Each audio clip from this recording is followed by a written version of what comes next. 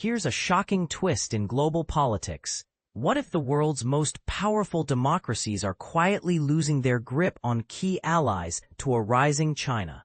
United States President Donald Trump made headlines this week with a blunt social media post, declaring that India and Russia appear to have been lost to China after their leaders, Narendra Modi and Vladimir Putin, met with Chinese President Xi Jinping. His words weren't just a jab. They hinted at a deeper geopolitical shift as Beijing pushes to redefine the global order. Looks like we've lost India and Russia to the deepest, darkest China. May they have a long and prosperous future together, Trump wrote, accompanied by a photo of the three leaders standing side by side at Xi's Shanghai Cooperation Organization, SCO summit in Tianjin. But here's where it gets controversial. Is Trump's claim about India and Russia belonging to China a fair assessment, or is it a politically charged exaggeration? The Indian Foreign Ministry refused to comment, while Beijing and Moscow remained silent. Meanwhile, the summit itself was a spectacle.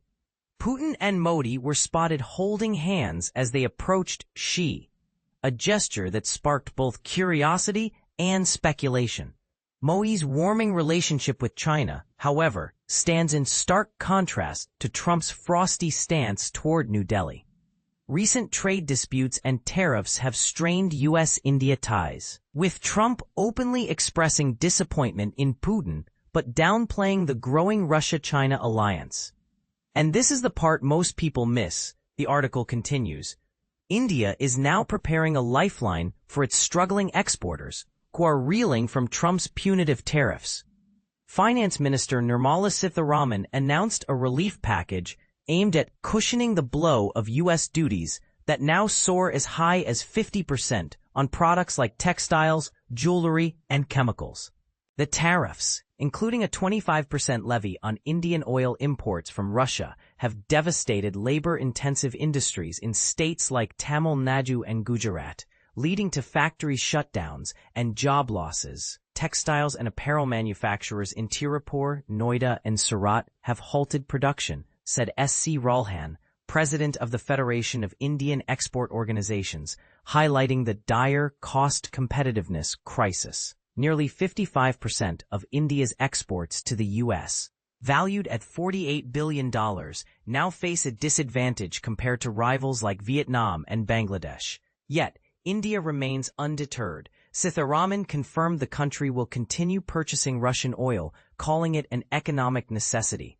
We will undoubtedly be buying it, she stated, emphasizing that India's decisions are driven by cost, logistics, and market stability. But is this strategy sustainable? Critics argue that aligning with China and Russia risks isolating India from Western allies, while supporters see it as a pragmatic move to navigate a multipolar world. The debate is far from settled. So what's your take? Does India's pivot toward Beijing and Moscow signal a new era of global alliances, or is it a risky gamble? Share your thoughts in the comments below, because the future of international relations is being rewritten right now, and your perspective could be part of the conversation.